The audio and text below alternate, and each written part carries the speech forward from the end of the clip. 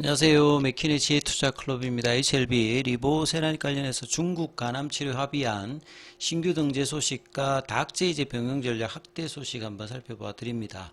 계열 종목인 생명과학, 제약, 테라피틱스, 글로벌 차트론까지 같이 한번 살펴보도록 하겠습니다. 내용 한번 살펴보면요. 리보세라닉 관련되는 부분인데 중국 쪽에서 이제 간암치료 이제 합의한 신규 등재 소식인데요. 내용을 한번 살펴보게 되면 자, 중국에서 이제 간암치료 표준을 새롭게 제시한 2025년도 다학제 전문가, 이 다학제 전문가라고 하는 말 그대로 이 환자를 대상으로 할 때 이제 한 전문의만 오는 것이 아니라 여러 이제 전문의들이 모여서 치료를 하는 형태가 이제 다학제 전문가거든요. 특히 이제 항암제 같은 경우에는 여러 과에서 이제 같이 치료 관련되는 부분들을 진행하는 경우가 많기 때문에 이런 어떤 다학제 전문가 합의안 관련되는 부분 내용이 이제 나왔다 이렇게 보시면 될 것 같은데요. 여기에 리보세라닙이 포함되어서 병원 현장에서 더 많은 환자에게 다양한 병용 전략으로 활용폭이 크게 확대될 전망이다. 중국이 이제 항암협회의 간암전문위원회가 6월 달이죠. 6월 30일에 중국 간암 다학제, 여기 이제 MDT라고 하는 게 이제 멀티 디스플레이너니 팀, 그러니까 다학제 전문가 통합치료 전문가 합의 2025년도 판을 이제 발표했다 이 말입니다.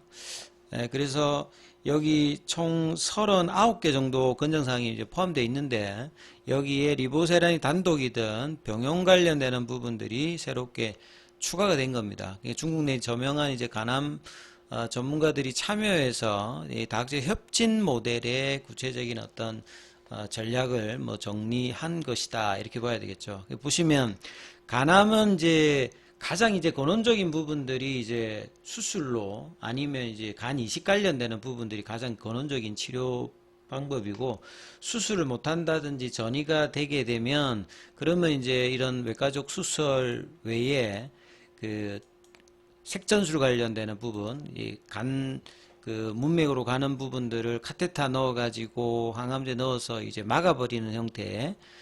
그 다음에 이제 간동맥 주입 하악요법, 그러니까 하악요법을 이제 집어넣어서 하는 형태도 있고요. 그래서 기존 치료법에 대해서 표적항암제라든지 면역항암제 이런 부분들이 최근에 이제 국소 치료제에도 많이 확장되고 있는 어떤 부분들이 여러 이제 나오고 있는 부분들이죠. 그래서 리보세라닉 같은 경우가 이 캄네리주마브의 어떤 병용 관련되는 부분이 여러 이제 치료 단가에서 이제 언급이 되고 있는 상황이다.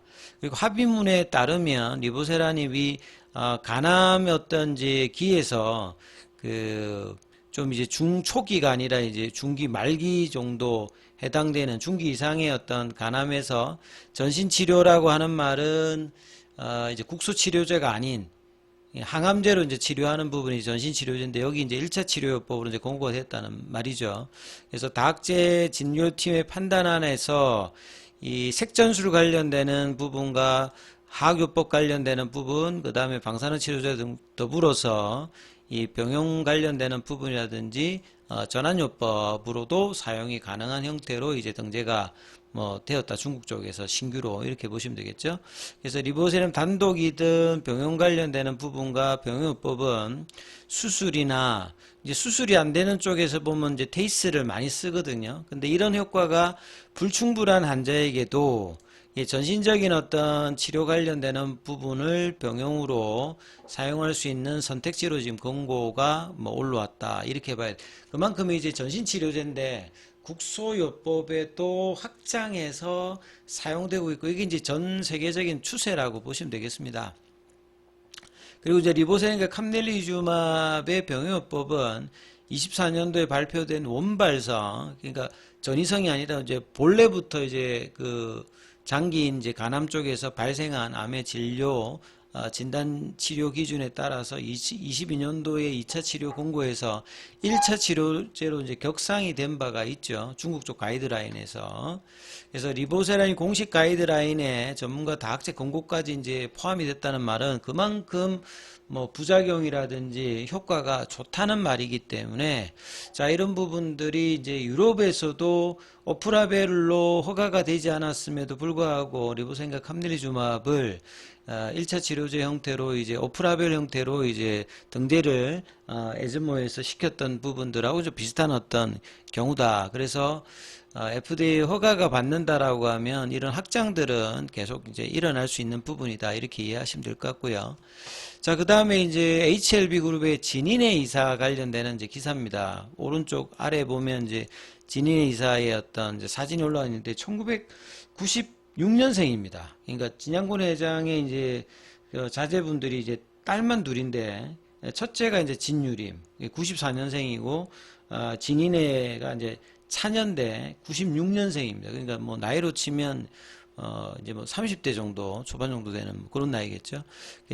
진인혜 이사가 이민호미계 경영에 참여한다. 이런 어떤 내용입니다. 그러니까 이사회 멤버 쪽에 이사로 이제 등재를 한다는 어떤 부분인데, 이민호미가 이제 2020년도에 HLB 그룹에 인수가 되었죠. 그래서 이제 뭐, 이 교모세포종 관련되는 부분에 임상에서 핫하다가, 최근에 이제 그 다음에 어떤 기사가 지금 나오고 있지 않는 어떤, 상황이죠.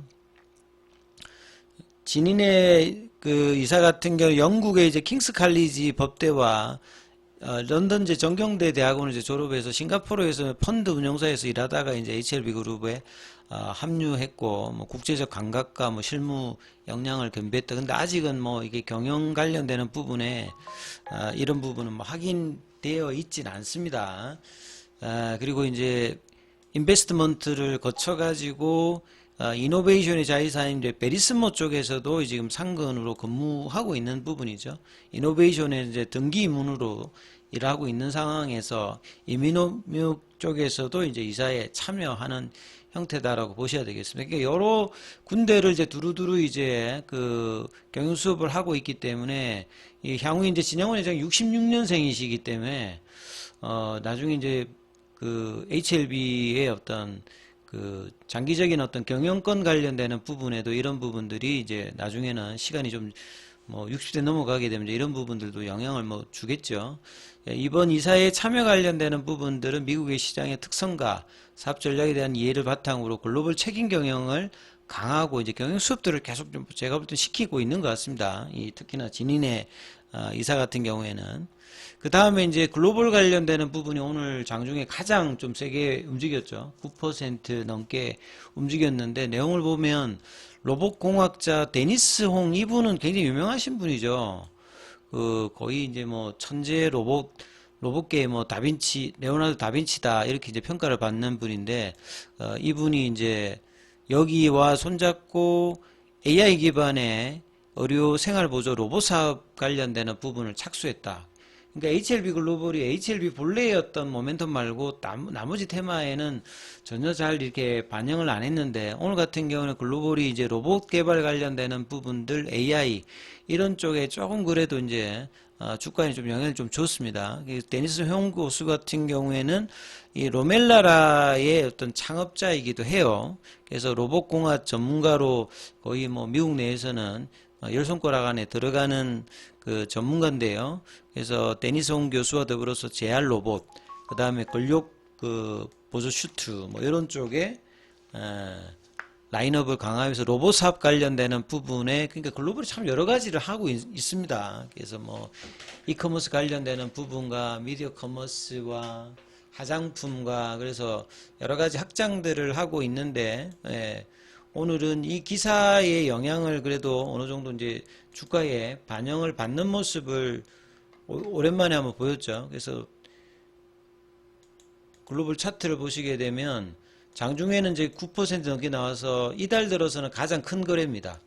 40만 주 정도 이제 거래가 나오면서 볼린저 밴드 상한선 가격대인 3,000원 부근까지도 좀 올라갔다가 3,000원 넘어가지는 못했습니다만 거래량을 동반해서 기준봉되는 양봉 6%를 만들었다는 게 상당히 좀 의미가 있는 부분이고요. 생명과학 같은 경우에도 오늘 볼린저 밴드 상한선 HLB는 이제 볼린저 밴드 상한선을 넘어갔던 부분이고 계열 종목들도 순환매 차원에서 볼린저 밴드 상한선 부근에 이제 도달하는 어떤 흐름들을 장중에 좀 보였죠. 5,650원 정도 갔다가 윗골이 좀 나오는 모습이었고 제약 같은 경우에도 장중에 볼린저 밴드 상한선 가격인 19,000원대 부근을 갔다가 이제 윗꼬리. 그래서 내일 이제 금요일 날 이 부분을 좀 압도하면서 거래량이 증가되면, 최근에 이제 유한양행 같은 경우도 참 안 갔던 종목이거든요. 유한양행 같은 경우에도 작년 8월 달에 FDA 이제 승인을 받고, 그 10월 달에 16만 원대까지 올라갔다가 오히려 이제 16만 원에서 10만 원이니까 거의 뭐 러프하게 보면 반토막 비슷하게 내려와서 한 3개월, 4개월 동안 바닥권에 있었거든요. 예, 그러니까 HLB와 마찬가지로 여기도 FDA 통과 이후에 주가가 고점 대비해서 40% 넘게 빠져서 지금 거래 줄이면서 한 3개월, 4개월 있다가 오늘 거래를 붙이면서 오늘 800만 주 넘게 터졌거든요. 그러니까 HLB도 이런 거래가 터져야 됩니다. 그래서 500만 주, 1000만 정도 거래가 터지면서 신규 매수가 들어오는 어떤 흐름들, 최근에 이제 하반기에 제약바이오에 대한 어떤 이제 리포트도 계속 많이 나오면서 이 알테오젠 같은 경우에도 지금 50만 원권 라운드 피겨 가격 돌파 시도를 하면서 이 2차 전지주와 제약바이오주들이 코스닥에서는 가장 시총이 크기 때문에 바이오주들의 강세가 오늘은 그동안에 좀 부진했던 종목들이 강한 흐름들이 많이 보였거든요. 유한양이 대표적인 부분이고, 그래서 HLB도 이제 볼린저 밴드 상한선을 넘어갔고, HLB 계열 종목들도 좀 거래를 붙이면서 올리는 어떤 수급의 분위기인데, 그래서 거래가 좀 더 늘어나야 되는 상황이죠. 테라피틱스는 오늘도 여전히 제한적인 어떤 거래 속에서 플랫형 형태로 4,000원대 초반을 계속 유지해주고 있는 상황입니다. 그래서 이 부분들이 내일까지 양봉 이어서 지금 가장 중요한 타이베이 미팅 관련되는 부분들이 19일 전후로 이제 개최되어서 그 결과에 따라서 주가도 좀 더 영향을 줄 수 있는, 그러니까 HLB 기준으로 보면 65,000원대, 그 다음에 뭐 나머지 종목들은 이제 볼린저 밴드 상한선을 넘어서 태깅 흐름이 같이 이제 동반이 된다라고 하면, 작년 이제 7월 달에 가장 강하게 좀 움직여줬던 흐름이 한번 있었잖아요. 60% 정도 단기간에 올라왔던, 거래량이 터지면서 올라왔던 요 흐름들을 다시 재개를 할 수 있는지 여부가 결국 이제 미팅의 진행 결과에 따라서 영향을 줄 수 있기 때문에 이번 주 다음 주 그래서 주가는 이제 뭐 크게 올라왔지는 않습니다만 기대감으로 조금씩 이제 움직였기 때문에 내일 좀 더 강한 움직임을 만들어내는지 여부를 체크해 보셔야 되겠습니다. 자, 장중에는 무료 텔레그램 방이 운영되고 있습니다. 링크되어 있는 부분 참조해 주시고 있고요. 자, 입장 문의는 문자 남겨주시면 안내 드리고 있으니까 참조하시면 되겠습니다.